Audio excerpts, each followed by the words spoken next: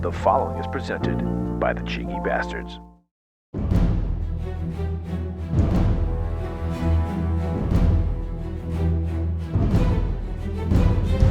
Brace for impact, buckaroos, because your skulls are about to take a gargantuan blast of action-packed jackassery to the fucking ear holes. An audio explosion so mind-numbing extreme protective headwear should be mandatory to listen to this level of inane horseshit. So lock and load, buttercups, and prepare your tiny minds for your monthly assault of grade A action movie mayhem, filled with enough high-octane carnage, insane shootouts, and nose-busting fisticuffs that Michael Bay himself would weep like the little product placement bitch that he is. Now duck and cover my little cupcakes because it's time for the Men of Action podcast, a show packed with enough testosterone-filled bravado it could take down a small nation. So here are your hosts, those cheeky bastards themselves. From America, it's the notorious Scott K, and from England, it's the cynical Mr. Smith. They may be C-grade meat, but you can bet your ass they're packing some serious fucking heat. Shit's about to get explosive. Heidi-ho, you slag-jawed sons of bitches, and welcome to the Men of Action podcast. From the former democracy known as the United States of America, I am the notorious Scott K. And I'm in the United Kingdom where the sun is shining and the birds are singing. My name's Mr. Smith, everybody. And freedom is ringing like the fucking Big Ben bell you got there, you little cocksuckers. Oh, and we will be your cheeky, cantankerous, opinionated hosts on this monthly action-filled quest as we pit two kick-ass action movie sequels up against one another in a no-holds-barred battle to the motherfucking death to not only see which one truly reigns supreme, but if either is actually worthy of being a fucking sequel in the first place. On tap for you this month is an action thriller sequel showdown as 2014's Taken 3 squares off against 2023's The Equalizer 3. But before Steve is accused of murdering his ex-wife and I moved to Italy looking for a simpler life, it is my pleasure to welcome in my cheeky co-host, Mr. Steve fucking Smith. Over here. How you doing?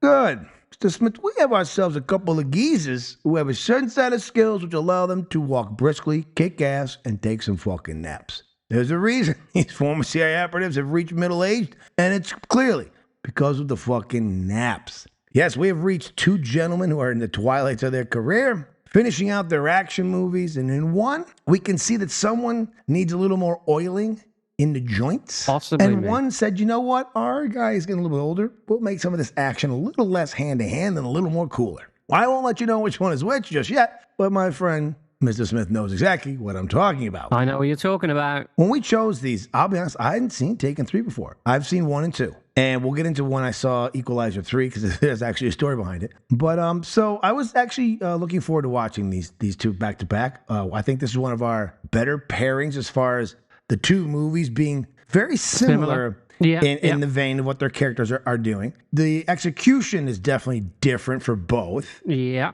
This isn't my wheelhouse, really, this stuff. But what these two films have got in common with me, I've seen Taken, I've seen The Equalizer. I skipped the sequels. Oh, okay. And I've watched The Equalizer 3 and Taken 3 for the first time for the show. All right. So I've missed the middle one. Which I'll discuss when we get to our rankings of them when we get them.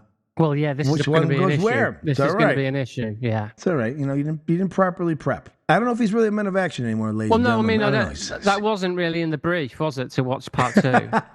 It was just in the brief to watch part 3. I followed orders, Scott. I followed orders. You technically don't need to watch the second ones to get to the third ones. I kind of figured. But yeah, this is not my preferred thing. When we were discussing our pairings for this season, when this came up, I was like, well, for once, I'll be watching films I haven't seen before. Yeah. Which is rarity. So yeah, it was a little bit. It was. I didn't know what I had coming. I'll just say that. Well, on that note, it is time for us to light the fires and kick the fucking tires on our main event.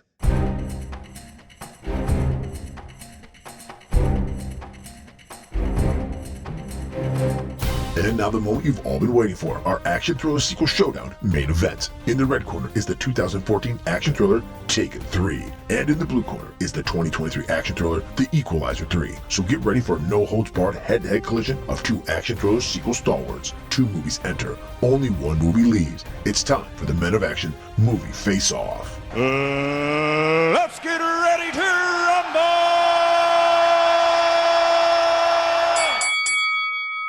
As you know, throughout the course of this season, we've been taking a look at some of the numbers behind each of the franchises we discuss, and up first this month is the Taken franchise. To date, the Taken franchise has 3 installments and a spin-off TV series. Taken was created by Luc Besson and Robert Mark Kamen. Taken came out in 2008, Taken 2 in 2012, and the one we'll be talking about today, Taken 3, bowed in 2014. Thankfully, we don't have a Taken 4, as it's been 11 years past, so I don't think we're going to see Liam Neeson don the scowl and the black leather trench coat one more time. Now, the prequel TV series was based on a similar storyline and starred Clive Standen and Jennifer Beals. It premiered in 2017 on NBC. The series only lasted 2 seasons with a total of 26 episodes. Now, this franchise has had 2 directors, with Olivier Megaton helming the 2 sequels.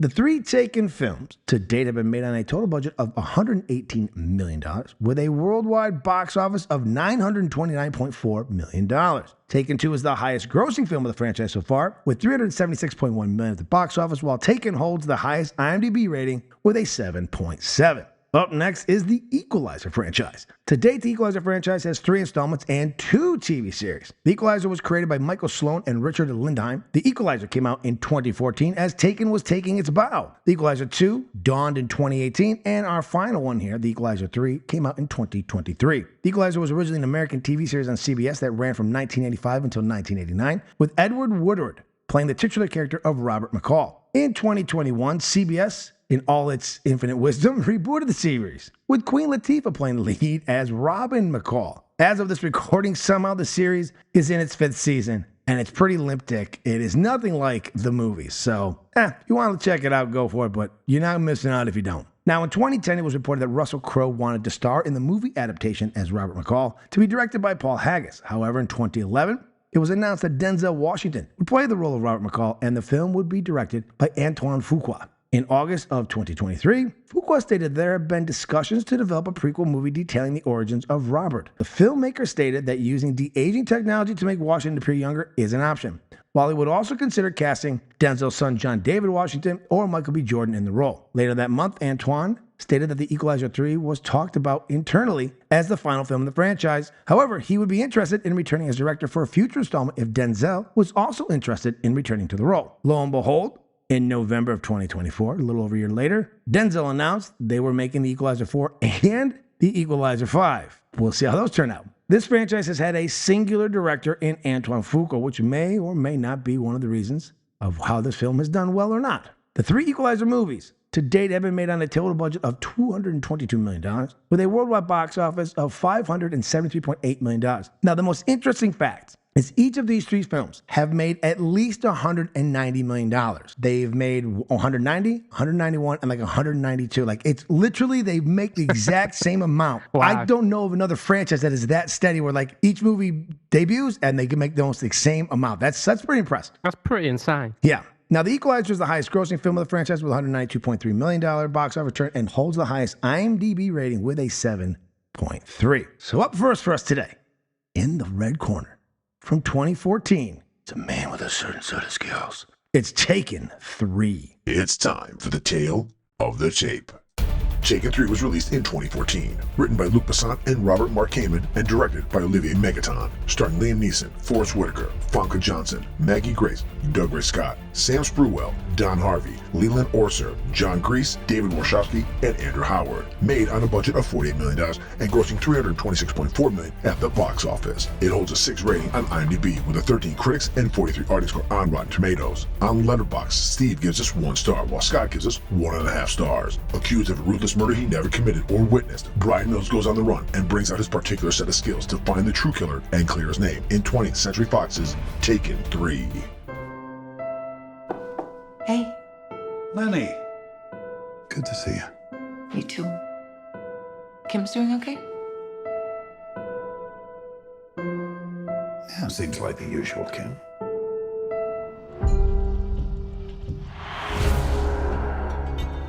Lenny! Lenny? Sir, back away now! I didn't do this. Put your hands up, now!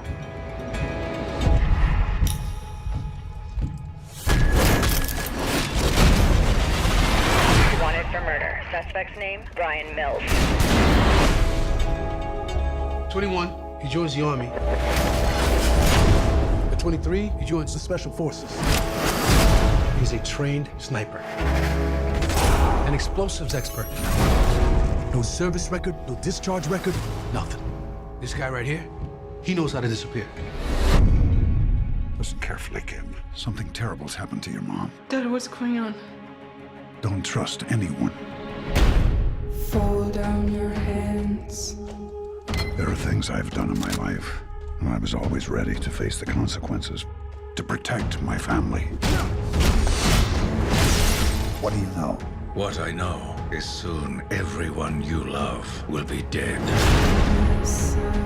What's your first priority here, Inspector? My job is to bring you in. My first priority is to protect the only one I have left.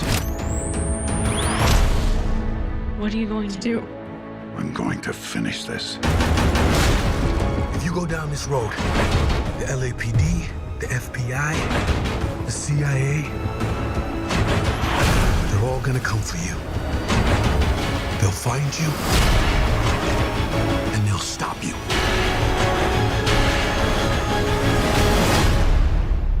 Good luck.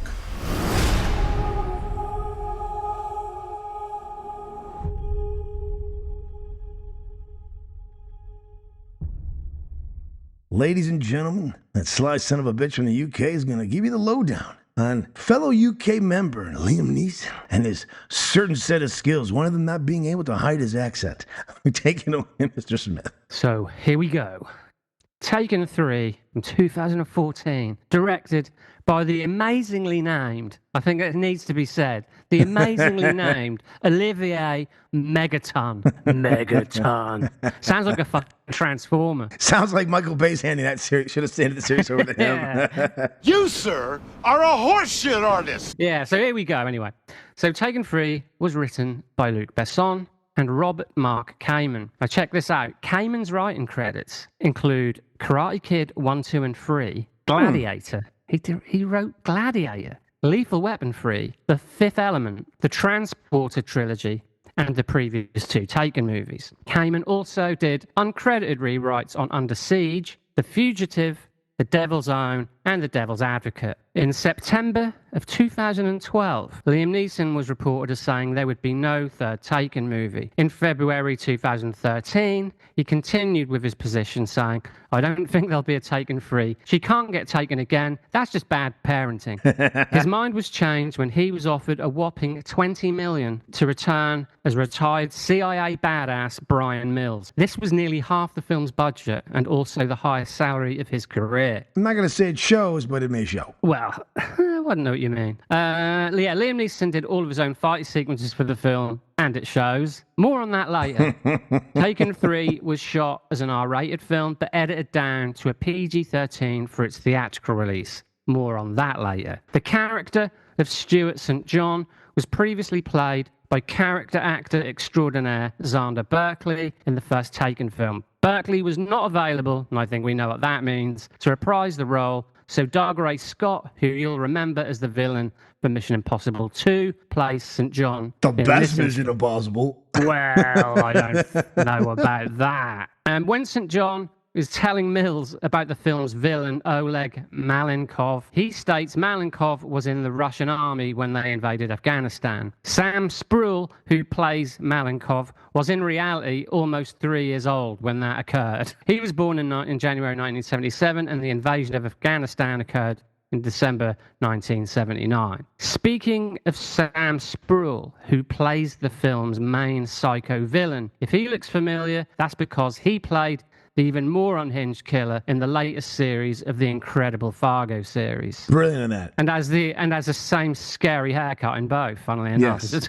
But he's not naked. Well, he is almost naked in both. There's close. one. Yeah. But as we sort of discussed briefly, Taken 3 was made on a budget of $48 million and went on to make a significant, not too shabby yet utterly bewildering $325 million at the box office. So this is like what Eddie Murphy said our last month. This is a mediocre movie that did really, really well at the box office. I mean, it blew my mind. This edged the trilogy towards, as you said, making nearly $1 billion worldwide, which fucking blows my mind. The film was poorly received by critics. On Rotten Tomatoes, the film holds a rating of 13% based on 123 reviews, with an average rating of 3.5 out of 10, becoming the worst rated film of the trilogy. The site's critical consensus reads, hampered by toothless PG-13 action sequences, incoherent direction, and a hackneyed plot, Taken Free serves as a clear signal that it's well past time to retire this franchise. As for reviews, Nicholas Rappold of the New York Times gave the film a negative rating, writing, the screenplay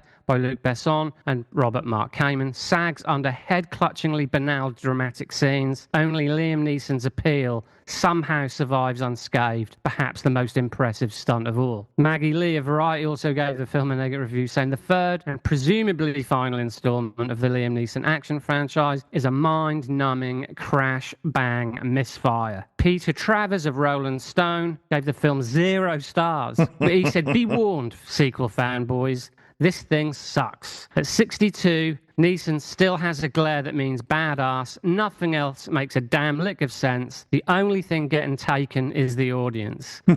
Conversely, the film received a more positive review from Amy Nicholson of LA Weekly, who gave the film a grade of C, saying, all you need to know about Taken Free is that Liam Neeson survives an explosive car crash twice. And finally, Kyle Anderson of Entertainment Weekly also went positive with the review by giving the film a B- grade, commenting it's the weakest of the trilogy, but Taken Free kicks just hard enough to survive another day. And that is the background info on action masterpiece Taken 3, directed by Olivia Megaton. I think the last two reviewers were on cocaine. So now this is kind of apropos for what we've been doing this season. We started with Die Hard 2 and Lethal Weapon 2. I believe this film suffers from the Die Hard conundrum, okay? And actually, both these films have the same thing happen because you didn't miss the middles. Now, Taken, when it came out in 2008, was in that wheelhouse time frame with Jason Bourne. The Bourne identity changed action movies. We don't have John Wick. We don't have the new Bond. We don't have some of the stuff that Mission Impossible's done without the Jason Bourne franchise. Basically peeling away the old, and this is nothing against our UK fans, but stripping down the old Bond of gotta be debonair, suave, a bit of a ladies' man, a bit of a womanizer, maybe a rapist.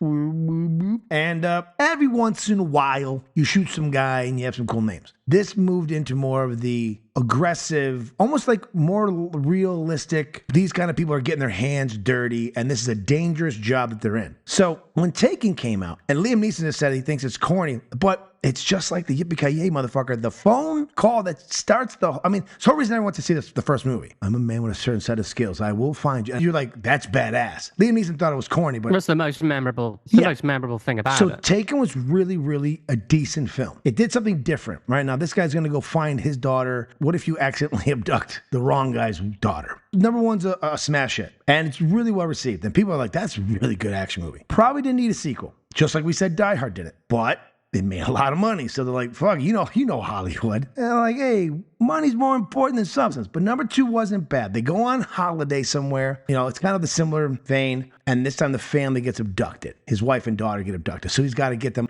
over there. Same thing's going on in Die Hard. We have a similar scenario. We've changed locations, but it's the same thing. Then we decided to do a third. And really, if we're all honest, Die Hard with a Vengeance is the final decent Die Hard, right? I mean, it's not as good as the first two, but after that, it's a fucking train wreck. Yeah. But in this one, we don't have the charismatic partnering up that you thought maybe Forrest Whitaker would have been adding into this. I felt Forrest Whitaker was playing Bruce Willis in this film.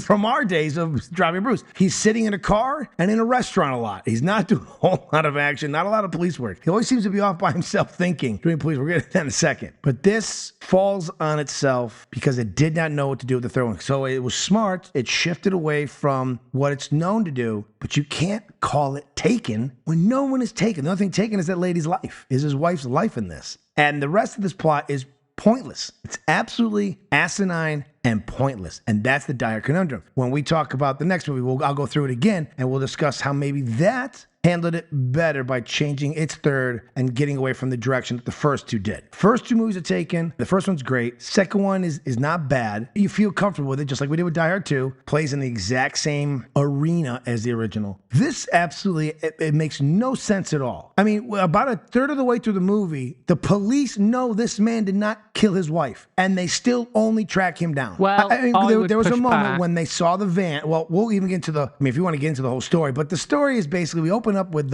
some Russians taking a guy hostage outside his house, take him to an office, looks for some money, and they kill him. And he calls up somebody. So all right, that's going to go somewhere. And then we get into Liam Neeson. Now his daughter's pregnant, and his ex-wife, Famke Johnson's with some other fucking loser, but she doesn't like him, and she may want to come back and get some of the old man who's got some of the old...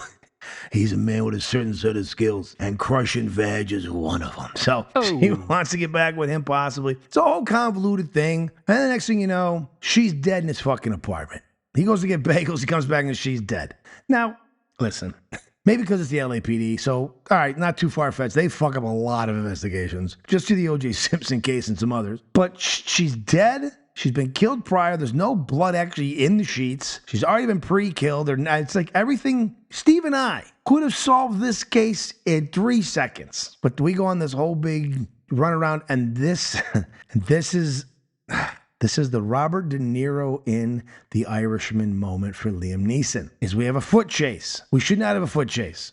You know what Denzel Washington does in the next movie? No foot chases. Denzel doesn't run. Denzel stands and fights. He knows his limitations. He's not running. Denzel's in his 60s. He's not running guys in their 20s and 30s.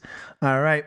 Look, when you get older, folks, we know our mind says, hey, I'm a fucking sprinter. I'm going to run you. Your body says, the fuck you are, pal. All right, let's put that away. You fucked up your body enough in your early 20s and 30s. You're not hauling ass like Usain Bolt. So we get this fucking half-ass run-around chase sequence where Liam Neeson literally looks like he's not running. He looks like he is walking briskly. And I don't know. From there, it just kind of just go, you really don't care. And that's a big problem. The thing is, see, my thing is with this, what I kind of, in quote marks, appreciated was that it doesn't take Forrest Whitaker's character long to realise that Liam Neeson is not guilty of killing his wife. Yeah. Why do they keep following him then? Well, because they still need to bring to justice who did. So they're kind of following Liam Neeson, because once they figure out who Liam Neeson's character actually is, they're following him because he's going to lead them. He's going to solve the case for them in a sense. Hence the chess piece. He knows there's a game being played here,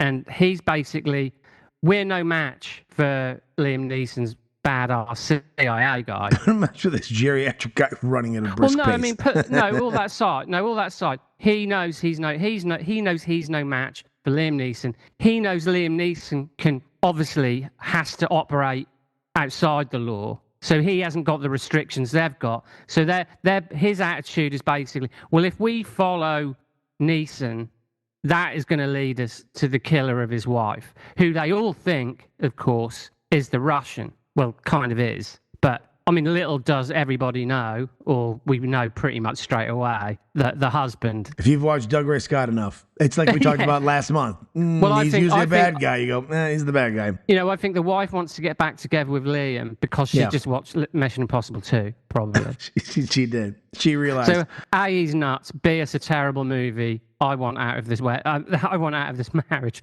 And then she read the script. She goes, you know what? You're killing me off early? I'm in. I'll sign up for the show. Yeah. Give me my $2 million. I'll tell you in the first minute. So my thing is, I get the Forrest Whitaker Neeson thing is that Whitaker is smart enough to know that Neeson, he figures out, hang on a minute, you know, the actions of Neeson clearly indicate that he's onto something, and he's a step ahead of everybody else. So we're going to follow Neeson.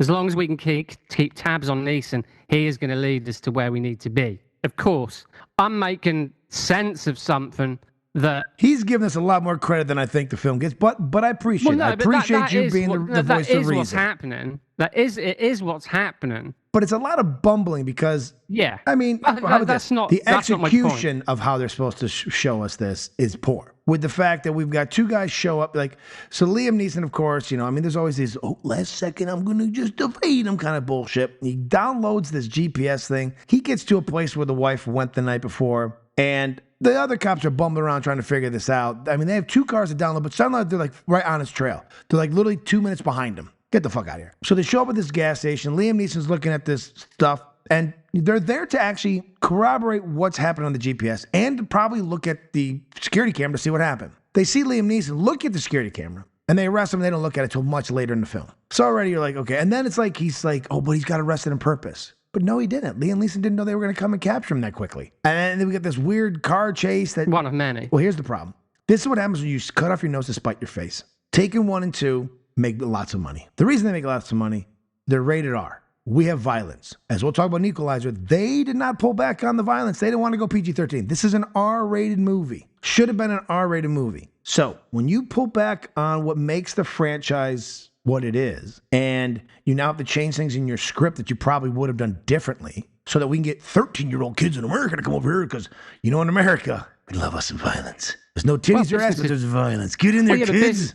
Business is business, yeah. True, but what happened you brought it down to a PG-13 and you made more money than the Equalizer. But you killed the franchise forever because it was so watered down no one wants to see anymore. Yeah. So you could have made more money and got another sequel, but you fucking denut this one. We don't want that. And it's over. Well, we do. That. No, I don't. He likes the denutted version. Trust me, you don't want the They didn't denut the Equalizer. Like any version. How about this?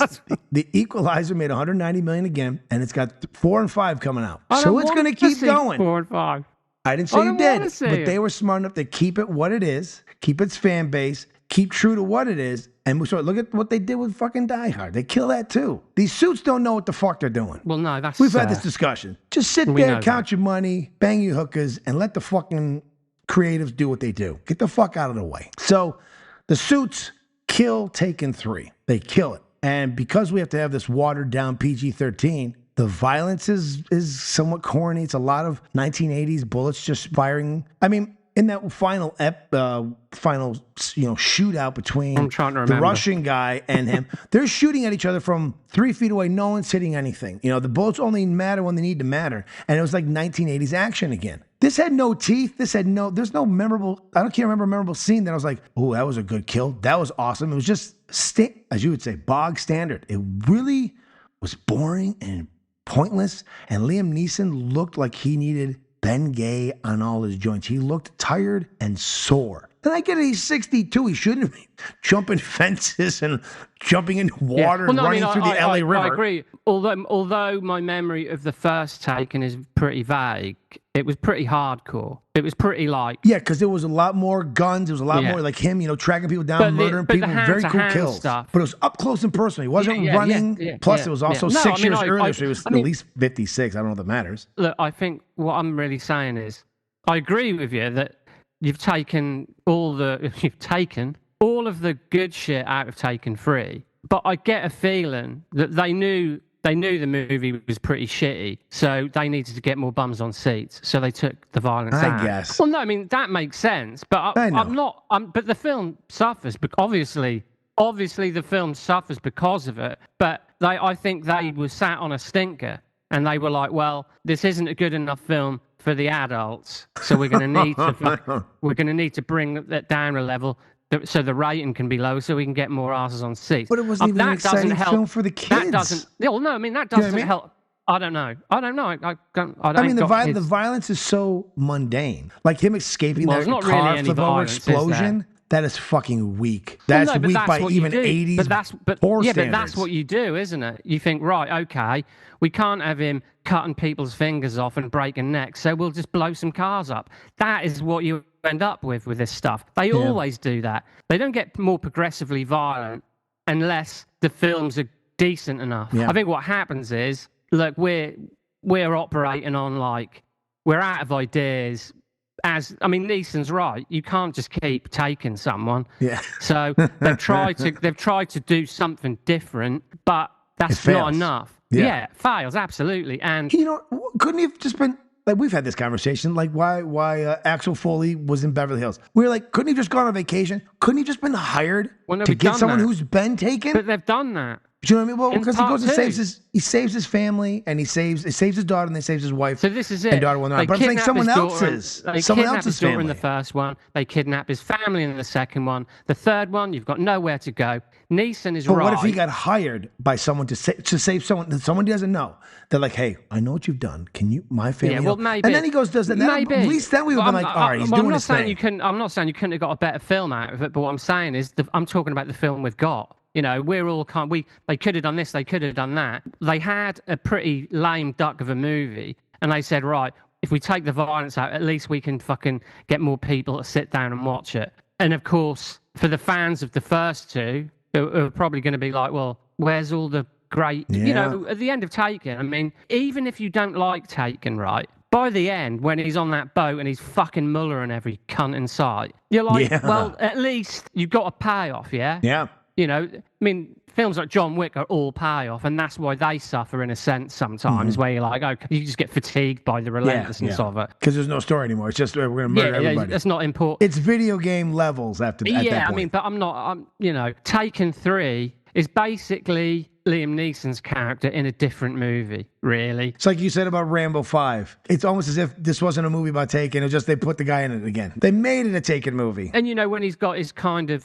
he's got his buddies to help him and all this. And as you pointed out, the pretty lame action and the kind of the lack of grit to it all. It's a bit A-team, isn't it? It's a bit sort of like, you know, I've got the weapons guy, I've got the explosive guy, you know. And you're like, we've seen this a million times done better and cheaper crap that hasn't even made it to cinemas. I mean, I agree with you. You know, I agree with everything pretty much you're saying, but I can see the thinking behind it. But they must have known. They must have known that this is the end of the line. That's like I said. They cut off their nose to spite their face. They absolutely. treaded on the first two and hoped that would bring people in for the third, and it did. And by lowering the age, it brought in more, but it also killed it on the vine. It was just like, this is dead. I mean, to talk fantasy filmmaking, here's an idea: kidnap, take Liam Neeson, and his buddies have to go help him. Something like that. Jesus, I mean, come on, it's not that hard. No, I mean, I get it, but I think they had nothing to work with from the get-go. Taken, I remember Taken as being a kind of lower level version of a Bourne movie, but they made up for it with some pretty gnarly and well done action set pieces. And to see someone like Liam Neeson doing it, who isn't an action guy, that was the draw, wasn't it? That was the draw. It was almost like an older version of John McClane. You know, I kind of get it, but there's only so much of that sort of thing you can do. I don't think it had legs in the first place. No. I think it should really, you know, with something like this movie, you really should have just made Taken. But Liam Neeson at the time of Taken was probably looking for something to do anyway. Well, this is what I said. This is the Die Hard conundrum. They fell into it. Yeah. You know, they do the same thing twice. Works. Third one, they didn't know what to do with it. Where Die Hard was able to figure out something by bringing back McTiernan. Whether it's the greatest, you know, I still think it's the third in the series. It's serviceable enough, especially when you get Samuel Jackson's character in that one, that movie, you can enjoy it and you go, okay, the third one, we now can move on from it. After that, they never should have made any more. This one should have stopped at 2 because it had nothing for 3. Well, they should have paid Neeson a little bit less. Well, you know what? For a 62-year-old man to be forced to run and jump through things, the $20 million was like, that's the only way I'm doing this. You want me to jump fucking fences? I'm 62. Yeah, but the thing is, he doesn't do a lot of it, does he? No, so a bit like, pay him a bit less, put a bit, you know. I was waiting for him to like start murdering people because I didn't realize it was PG-13. You know, I didn't notice the rating. But you knew when you were watching. Oh, yeah, I felt it. I was like, what are the cool kills? Like, why is no one being fucking murked? Yeah. Like that reviewer said. We were taking you sons of bitches. You took me, you bitches. Yeah. But I think they were wrapping it up and didn't give a fuck. And we sort of end up with a very tame, forgettable movie. Which is, like we say, you know, the sort of the watering down of what we got in the first movie. Which first one I was like, okay, I'll watch it. I'll give it a go. And then by the end, I was like, well, that was a pretty average movie, but that made up for it with this violence, whereas the third one, it's a very average movie and there's nothing to elevate it. No. So we just end up with a pretty sort of lame sort of thriller, which is... Minus the thrills. Minus the thrills. More of a Absolutely, yeah. Well, I think it's pretty safe to say that we both feel that this is not worthy of being a sequel because, I mean, our first 5 episodes of the season, every single one of them, check. We had 10 movies that were worthy. Last month, Beverly Hills Cop 2 was our first. Well, Taken 3, you make it number 2 for me. I do not feel that this movie was, let alone be worthy of a sequel, was worthy of even being put on film. Mr. Smith, your feelings? Is it one of your top, is it going to our top 100 of underrated films? Is that what's going to be? It's going to be couple months? Might be in the overrated. I wouldn't know if that'd even make it into the overrated, would it? I don't think anyone rate. Top 100, why the fuck did they make this film of all time? Yeah, maybe that'd be in there. Probably wouldn't be that high, but yeah, it's just tolerably mundane, isn't it? You know, you probably watch it because you've seen the other two, and then you know it's at the end of the line anyway, and you're thinking, well, thank fuck for that. Yeah, it's been 11 years, so you're like, okay, good, that thing is it's dead. like, well, okay, you know, this is it, this is the end. You know, it's diminishing returns, isn't it? It's on a downward trajectory anyway from, I mean, like I say, I haven't seen the second one, so I didn't like the first one enough to watch the second one. I certainly weren't particularly excited. Well, I can promise you this. In the rankings, it'll go in order. Taken 2, and Taken 3. I've got that feeling already. Because Taken 2 doesn't shy on the, you know, look, it's a retread of 1. You know, it's just like Die Hard 2 and the rest. But it does at least stay R-rated. We get our violence. We get some good kills. It makes more sense. You know, it doesn't defang it and water it down for us to have nothing but a mushy pile of shit at the end. So, yeah. All right, well, let's go on to the blue corner. Because up next in 2023, it's the Equalizer 3. It's time for the tale of the tape. The Equalizer 3 was released in 2023, written by Richard Wenk and directed by Antoine Fuqua, starring Denzel Washington, Dakota Fanning, Eugenio Mastrandrea, Frank Conroy, David Denman, Gaisco Del Aro, Remo Girone, Andres Carduzio, and Zakaria Hamza. Made on a budget of $70 million and grossing $191.1 million at the box office. It was a 6.8 rating on IMDb, with a 76 critics and 94 audience score on Rotten Tomatoes. On Letterboxd, Steve gives this 2 stars, while Scott gives this 3 stars. Robert McCall finds himself at home in southern Italy, but he discovers his friends are under the control of local crime bosses. As events turn deadly, McCall knows what he has to do: become his friend's protector by taking on the mafia. In Sony Pictures, The Equalizer 3.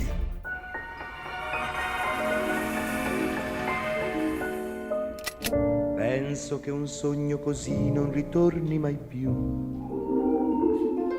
E incominciavo a volare nel cielo infinito. 9 seconds. That's what I'll give you to decide your fate. Ciao Roberto. Roberto, tell me, what did you do back home?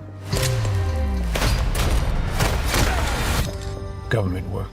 I'm retired, man. I understand pain, death. For you. Come sta? Va bene. Because of these people, I'm beginning to understand real peace. Roberto, this is my wife. Ciao, ciao. Oh. And I'm starting to believe Ciao, Johnson. They see you as one of us now. this is where I'm supposed to be.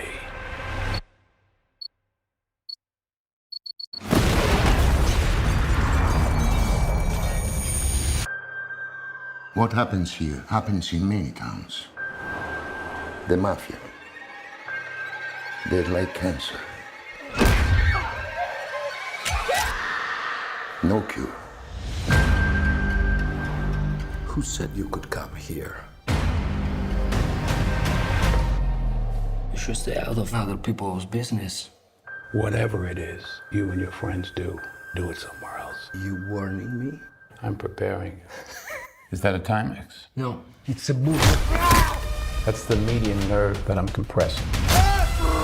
That's a level 3. If it goes to level 4, you will shit on yourself.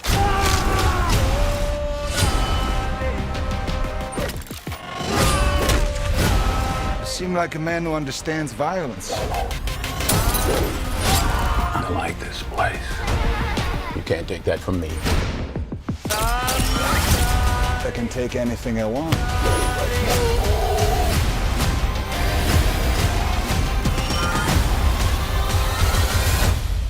Police found multiple dead bodies on that farm in Sicily. Did you kill him? 9 seconds.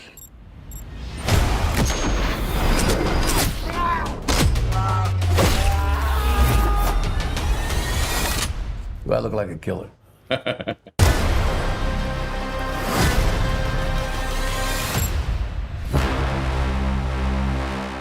Now, this film reunited Denzel and Dakota Fanning from one of the Cheeky Basterds' top 100 films of all time, inductee Man on Fire. In the Vineyard Barrel Room in Sicily, with all guns trained on him, Robert warns the crime boss that he has 9 seconds to decide his fate. Although it seems far shorter, he actually lets 10 seconds pass before he springs into action. This movie marks the 5th collaboration between Denzel Washington and director Antoine Fuqua. After Training Day, The Equalizer, The Magnificent Seven, and The Equalizer 2.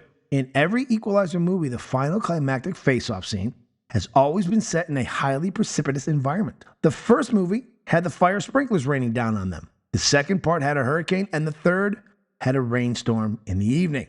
At 1 hour and 49 minutes, this is the shortest film in the trilogy. The first 2 films are over 2 hours long. The Amalfi Coast town of Atrani doubles for the fictional town of Altamonte in this movie. Dakota Fanning starred in the Netflix series Ripley, based on the talented Miss Ripley book and film, which also shot in Atrani. This is the second film in which Denzel Washington's character tries to commit suicide by shooting himself in the temple, but the gun does not go off, the other being the aforementioned Man on Fire. A photo on Emma Collins' desk at the end reveals she is the daughter of Brian and Susan Plummer, who were Robert McCall's contacts in the intelligence community in the first film. Robert McCall is only shown to be in 3 sets of fights for this film, a series low. The final set piece sees McCall using stealth tactics to massacre the remaining Mafia members and encountering no actual hand-to-hand combat, as previously discussed when we were talking about Taken 3. Vincent dies in the street after falling into a fruit stand, and some yellow peppers fall on him. This appears to be a nod to the Godfather movies, where oranges, in some fashion, foreshadow or accompany death. Now, The Independent's Clarice Luray gave the film 3 out of 5 stars, writing, "At its best, The Equalizer 3 is about as good as the first film. It neatly counterbalances Fuqua's Baroque blood and guts action with Washington's ability to command attention while sitting perfectly still." The Sunday Times' Tom Schoen also gave it 3 out of 5 stars, writing, "Whether enjoying a cappuccino, flirting with a waitress, or snapping men's forearms, Washington makes it all seem like a movie star enjoying a midlife Dolce Vita moment." Kyle Smith of the Wall Street Journal wrote, "For those who can tolerate extreme violence, The Equalizer 3 is diverting enough. If the script is so-so, the beautiful Italian locations, Mr. Washington's still world-class charm, and an eerie, frightening musical score by Marcelo Zarvos lift it." And finally, Richard Roper of the Chicago Sun-Times writes, "As much as we've enjoyed seeing Robert McCall make things right from Boston to Sicily, feels like it's time to let the man alone so he can spend his time sipping tea and anticipating his afternoon nap." So there you have it, some behind the scenes, and as we've said earlier too, that there looked to be a 4th and a 5th possible movie coming out. We will see. Once again, as I said, this has the Die Hard conundrum for it as well. The first movie obviously is in Boston, kind of forced out of retirement because he chose a set of skills and he set some things right. In the second, it's a similar vein. He has to go overseas to help some people. Some stuff happens. Okay, so we get to the third one, and it's not the same. In the third one, he kind of has gone to Italy to right a wrong that happened, but also to kind of retire and enjoy life elsewhere. And he starts to fall in love with his town, and the Mafia start messing around and causing some trouble. And he tries to remain on the sidelines. He even warns the Mafia to stop fucking with the town. They don't listen. And so he says, "All right, you fuckers, you're going to fuck around now, you're going to find out." And they find out. And what I appreciate about it, and this is not Liam Neeson's fault, it tells the direction he got. Antoine knows the age of Denzel.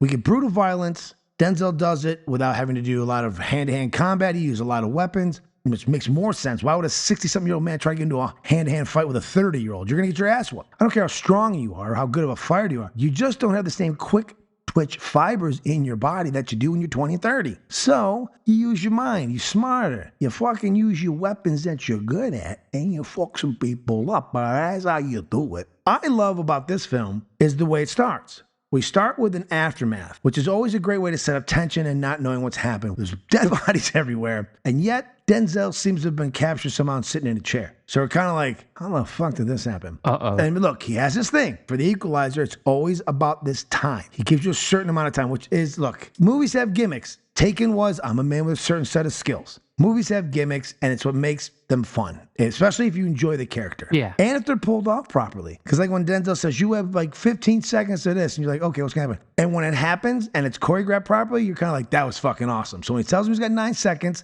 and he says, that guy's got his finger on the trigger, he's too close. He goes, I feel bad for this guy's family because he's going to be dead. And as soon as he like kind of goes, grabs the guy pulls the gun, shoots. I mean, he's fucking him up in under 2 seconds. You're like, holy shit. He didn't have to do any special kung fu, hand to hand. He used his smarts, his training, and his weapons, his ability to use any weapon basically on the earth and fuck these people up. And then when he ends it, he gets shot by the guy's son. Now we've disabled our guys. Now we give him time. We build a story now. I appreciated at least the direction this movie went. It did not cheap us on violence. We got some good. Now it's a slow burn. Yeah. Plus, I'll give Taken. Once it goes, we are on the road with Taken until the end.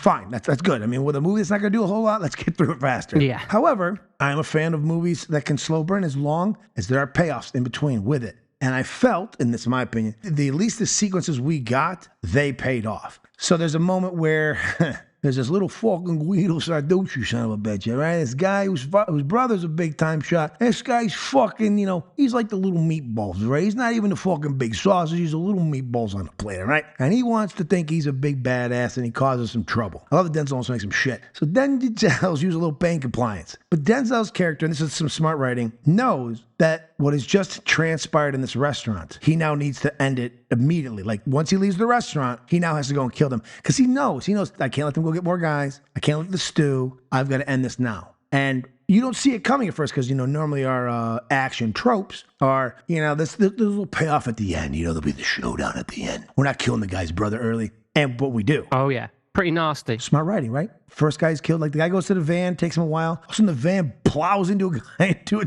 pole, and you're like, okay. Denzel comes down, crushes one guy's skull with a bottle of wine, takes a knife, jabs the guy, stabs him 3 times, puts up his neck, and he walks away. And you're kind of like, that was some John Wick badass without the 37-minute John Wick fight. Yeah. No, it was pretty intense, quick, gnarly. This is all the stuff that we are missing from Taken. When you have an R-rated movie, this is what I was expecting in Taken 3. I was expecting the exact same violence to happen. As you should from the previous, I think, to a degree, with Taken in general, it's kind of stunt casting with Neeson as being an action guy. He's not normal. He's not really known. He wasn't known for that at the time. So that was part of it. Is a little bit like, I wasn't expecting to see Liam Neeson doing something like this, and he's doing it very well in Taken. I would agree with you 100%. Yeah. Yep, I would give him his due for sure. Kind of like Matt Damon being fucking Jason Bourne. Yeah. But like who expects Matt Damon? Like Matt Damon, the guy from Good Will Hunting. Yeah. He's Jason Bourne. So with Equalizer, I think you're a little bit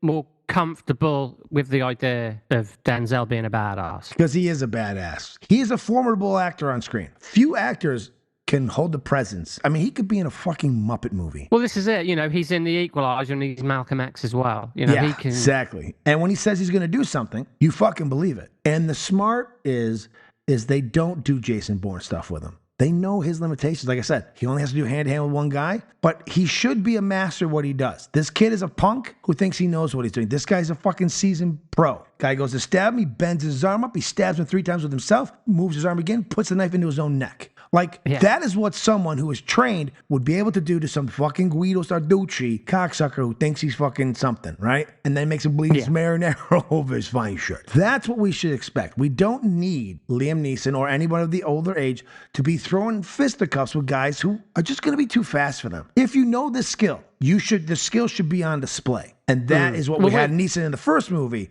but we didn't have the third one. With Denzel's character, he knows, like, 5 seconds, I can kill pretty much anyone. Yeah, we've said this about other films of this caliber in the past, where it's like a slasher movie, the end of the first movie, isn't it? He's in that warehouse and just pulling off all these little tricks to kill people. I think what I appreciate about this one is it's different. It's not a rehash. No, it is different. He's almost on the defensive this time. His hand has been forced. He doesn't want anymore. Like when the first attack is because someone he knew, they fucked over and stole his money. And when they did that, he tracked them down and found somebody and didn't realize what he had found and what he stepped into. Right. But he ended those people and he took this guy's pension back. He was like, you're not going to fucking do this to people. And so he's, doing the Equalizer thing. And then he gets shot and he's forced into this town to survive. And he falls in love with it. And then the mafia element shows up and starts fucking around with things. And he's trying really hard not to involve himself in it. Yeah, well, also, let's remember, he's pretty much dead at the beginning of the movie. But he does have a few rocky ones. He gets himself back into a little bit of cardio. He's like, now he's going to run, but he knows, I got to at least have some shape, be able to, if I have to do some stuff. And I think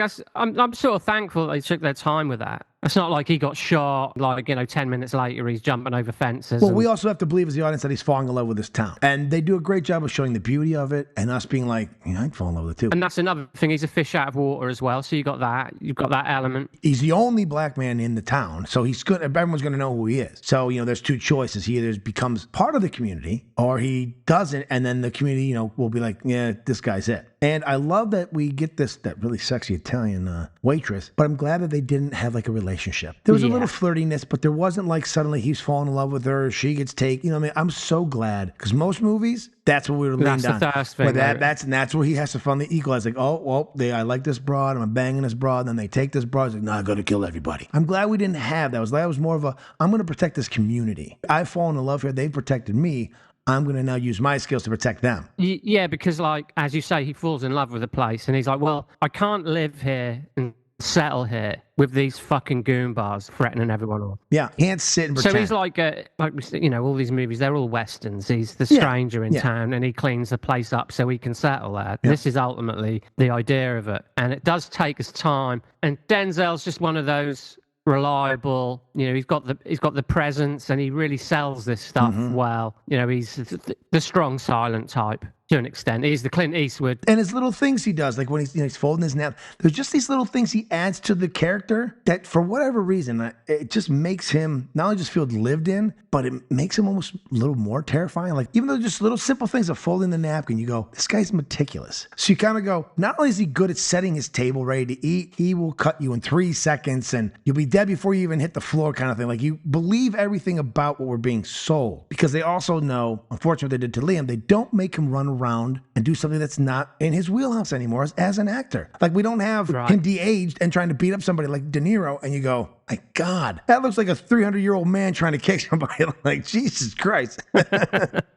But yeah, I think he's a fish out of water. He knows what he needs to do, but knowing how ruthless these guys are, he really needs to plot this out. Well, when he steps into the thing at the vineyard, he calls, and we end up finding out Dakota Fanning is the daughter of a former people who kind of ran him when he was in the intelligence community. Right. Because he stays out. He knows he's fallen into something. He wasn't there for that. That just happened to be like, oh shit, I didn't realize I stumbled on this. He was there to collect that man's money and he was going to return it to him. Right. Look, this is a movie. We should know that the two plots they're going to come to a head and there's going to be a reason that this is happening. Converge, yeah, they're going to converge. We know this. So, but I also appreciated that when she gets not blown up, but when there's the car bomb, she's almost killed. I'm glad that he didn't then that wasn't the reason he also went on the rampage. The reason for him defending was because of the town. He didn't get involved because of he fell in love with the waitress, and he didn't get involved because Dakota Fanning's character got almost killed. He'd already made his decision. I love living here. I think this is where I'm supposed to be. And like you said, the only way I can live here in peace is I get rid of this fucking trash. I get rid of this fucking spaghetti meatball trash.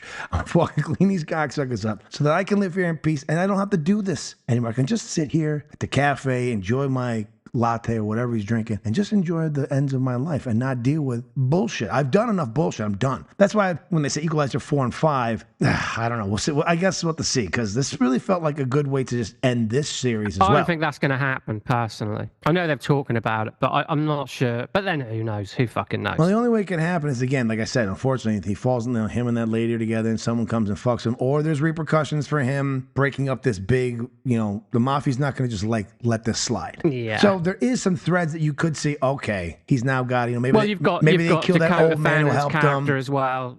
she may get in trouble and he might. Who knows? Yeah, like you say, there are. Yeah, there's possibilities. There are threads you can pull at. See, in Taken, they'd pretty much used their threads up by the end of the first one. So again, we had the diminishing returns. We had the kind of, well, what's going to happen now? Oh, someone else got kidnapped. Well, Denzel's the equalizer, so he's a guy who will level the playing field. His thing for Taken is as he goes and saves people that have been taken from his family, after a while you go, well, who else is going to be taken? You know what I mean? Like, well, this is the thing, isn't it? Because Taken is more personal, but there's only so many persons that you can, whereas the Equalizer, it's all about it's all in both films. The title it's all self-evident. It's all, well, he's going to level the playing field. Well, in my case, this film for me is worthy of being a sequel. I thoroughly enjoyed watching it again last night. I forgot to tell you how I first saw it, but I went to see Pearl Jam a couple years ago in Indianapolis, right before the show, about 2 minutes before we were pulling into the venue.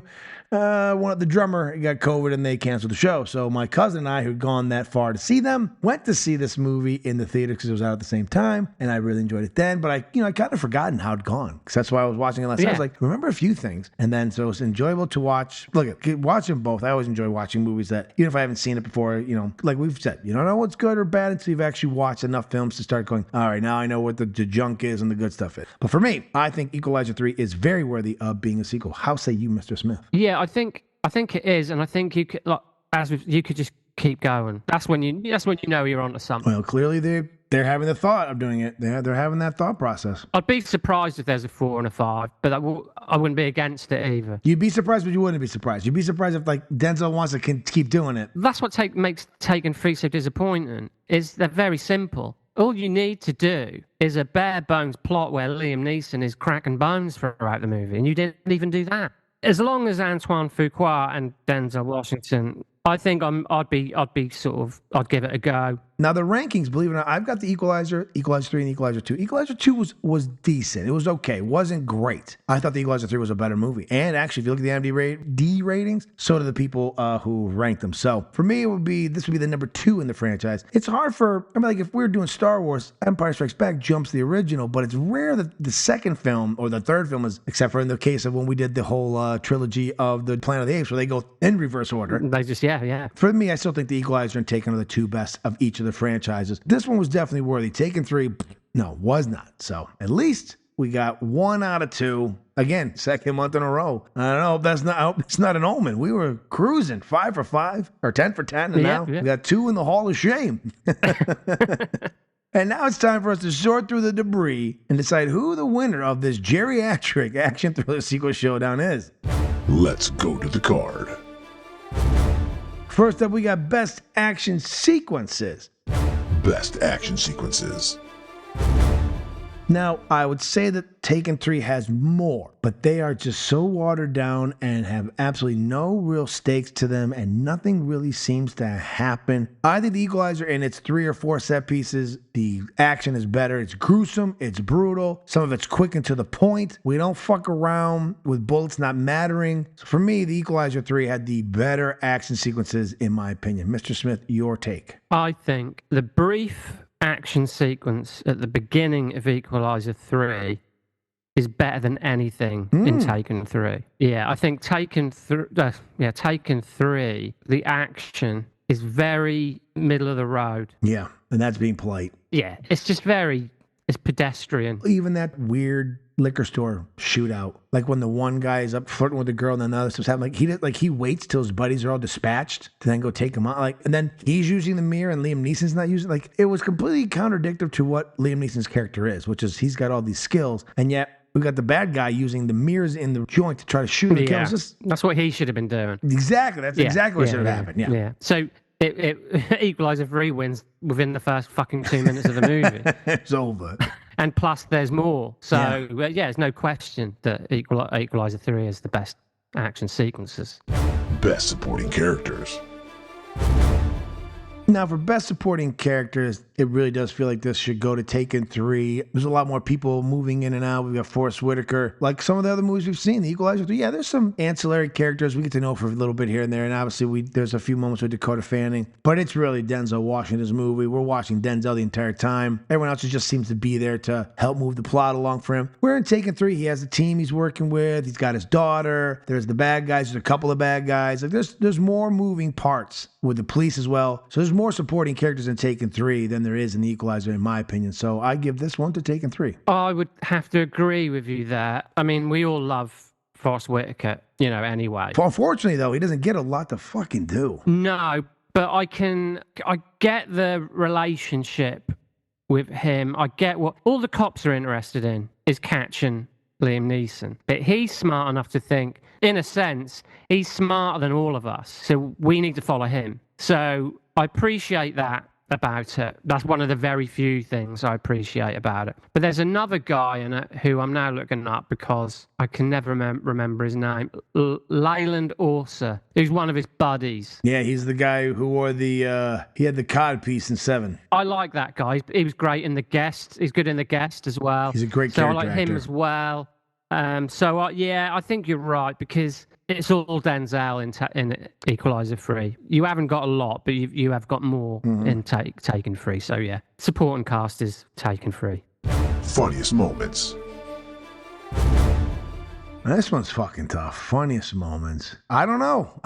I don't remember laughing a lot in any of these movies. So I'm trying to remember, was there any moments of levity? And the only ones I can kind of think of, there's a little banter in The Equalizer 3 between Denzel and Dakota Fanning. And I'm trying to remember any funny moments in Taken 3, and I don't really remember them because he's running around trying to prove that didn't kill his wife, and also trying to find the person that did kill. So I don't want to just be like all Equalizer 3 in this thing. But I think the only real moments of banter that were supposed to be somewhat comedic or at least light feels like it's The Equalizer 3. I don't remember many chuckles besides the fact that Liam Neeson survived the car crash.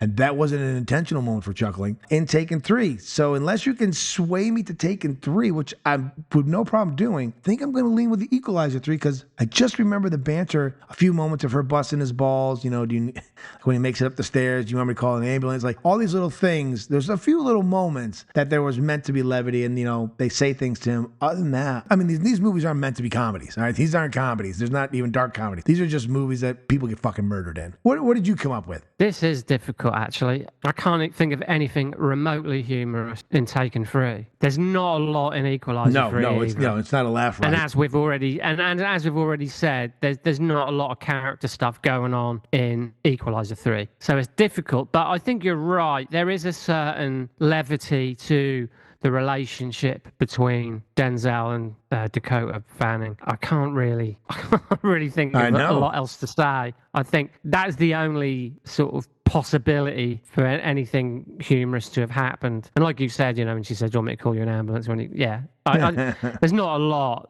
You're really clutching at straws here. Yeah. But I think it'd have to be. It would have to be The Equalizer because Taken's not even funny accidentally. It'd have to be Equalizer 3. Have to be.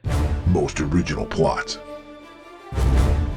All right, so for more original plot, it's hard to give it to Taken 3 when I don't feel there is a plot. I feel it's just a lot of holes in it. There's nothing, they found a way to bring Liam Neeson back to try to make a bunch of money. And you know what? In that, congratulations, you succeeded with that. Yeah, fucking well done. But other than that, there is no plot. I think The Equalizer 3, they were able to do the Die Hard 3. They were able to survive the Die Hard conundrum, where after the first two movies are similar, how do we make the third one different? I feel they were able to figure that out and leave some threads for if they want. So you could end it where it is, or you could move forward. There is some threads they could pull at if they wanted to make more sequels. So for me, I think Equalizer 3 actually has a better plot than Taken 3. Yeah, well, Taken 3, that's a plot that's been done to death anyway. Someone close to me has died. I go after this criminal organization, and it turns out to be someone closer to us. That's all that is. That's been done a million times. I think Equalizer 3 trumps that by not necessarily plot, but his reason for cleaning up the town is not because someone close to him has been wronged necessarily. Yeah. It's more that I want roots here. I want to be here, and I can't be here with all this shit, this illegal shit going on around me, so I'm going to clean it up. Because I'll be doing it forever. And eventually it's going to come knocking on my door. Exactly. So I'd have to give it to Equalizer 3. Yeah. Best action hero. Best action star. I'm sounding like a broken record, but it's Denzel in The Equalizer 3. And only because, not that the character that Liam's played in the first two movies isn't a good action star. I think was really well done in the first and not bad in the second. They take away what he is, and they don't do that to Denzel. Denzel's the Equalizer from 1 to 3. Liam Neeson is his character in 1 and 2, and now they try to switch it, and now he's on the run, but nothing's been taken, and it just doesn't have the teeth that it had in the first two. So he's really not much of an action. He's more kind of reacting to things and he's almost become a cop and trying to solve a murder. Well, then also people remembering, well, he's got to kill other people too. I think that Denzel, from the moment it starts, he's sitting, we've got dead bodies everywhere. We don't know how, we see them brutally killed. We have no idea how he's done this. He's sitting in a chair. They've got him. The guy's asking, why hasn't he been killed yet? And all of a sudden he gives him 9 seconds. And the next thing you know, he's shooting the old man in the ass with a shotgun. You're like, oh, okay. He does action stuff. When he sends the van down the way and stabs the guy in the neck. He's an action hero in this movie through and through. So it's Denzel the whole way. It's The Equalizer 3 for me. Yeah.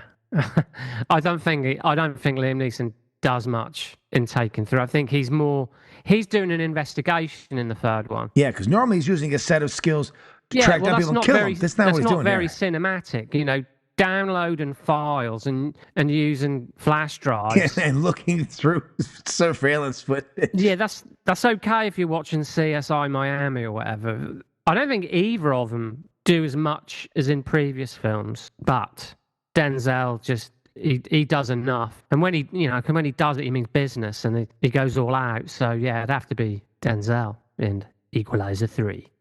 The better movie.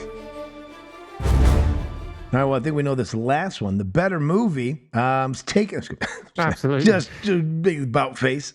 It's Equalizer 3. When we set this up, I was excited because I knew I'd seen Equalizer 3, but I didn't really fully remember all of it. So I wasn't 100% sure if I was going to, if it was going to win. And I hadn't seen Taken 3, so I had no idea how I would feel, how this was. I was kind of excited about it. So I did not think it would be almost a landslide victory in favor of the Equalizer 3. But hey, sometimes the way the fucking thing shakes out. So for me, the better movie is, not even close, is the Equalizer 3. I didn't particularly like either film, really. In the grand scheme of things, in this instance, I can only talk comparatively. I'm in no hurry to watch Equalizer 3 again. Okay, fair. But I would. I don't want to watch Taken 3 ever again. No. In fact, Taken 3 seems to me a lot like the Bruce movies we've been watching. There's just not a whole lot of anything going on. No. And how we always point out that just shove some titties or a fucking head getting blown off. Something. So, yeah.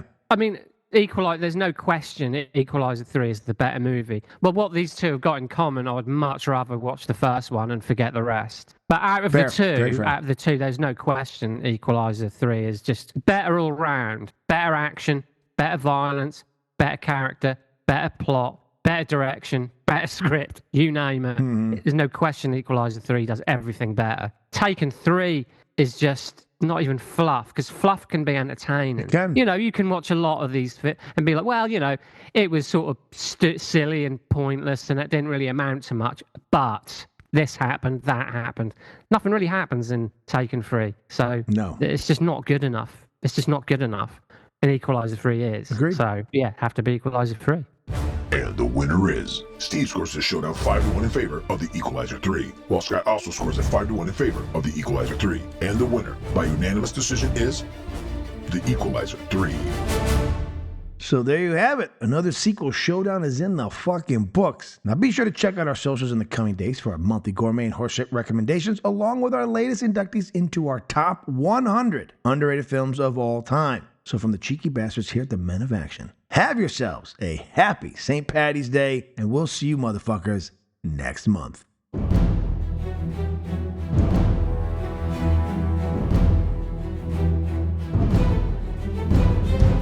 That will do it for another action-packed movie showdown. Now you can join in on the debate and let us know who you had as the winner of this month's head-to-head cinematic battle by following the show on all its socials. Those links can be found in our show notes. And be sure to join us again in 2 weeks for our latest episode of Dropping a Bruise, available, just like this podcast, exclusively on the Last of the Action Heroes Podcast Network, where you can find other amazing shows dedicated to such iconic action stars as Stallone, Lundgren, Van Damme, Schwarzenegger, and Seagal. The link to the network can also be found in the show's notes. We hope you'll drop in again next month as we pit 2 action-adventure sequels against one another, as 1984's Indiana Jones and the Temple of Doom squares off against 2001's The Mummy Returns for sequel supremacy. So until then, stay explosive, my friends. This has been a Man with an Exceptional Beard production.